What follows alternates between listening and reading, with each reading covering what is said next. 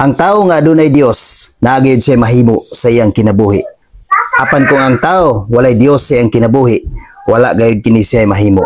Ang tao nga walay Dios, dili gayud kini siya makapamungag daghan. Dili gayud siya makasulti ug maayo ngadto sa iyang isig ka tawo. Maglisod gayud og sulti ang tao igsuon nga walay Dios diha sa Kristohanong paagi. Maglisod gayud siya og pagpamunga og daghan diha sa Kristohanong paagi kung wala siya Dios sa iyang kinabuhi. Apan ang tao nga adunay Dios sa iyang kinabuhi, makapamunga gayud kinig daghan. Naagayod kini siya mahimo sa iyang kinabuhi. Apan kung wala kini Dios sa iyang kinabuhi, wala gayud siya mahimo. Mao magpabilin kita ngadto sa Dios igsuon ug dili gid kita mobulag ngadto kaniya. Ato siyang himuong punuan sa atong kinabuhi aron makapamunga kita og daghan. Juan 15 bersikulo 5. Ako ang punuan sa paras ug kamo ang mga sanga.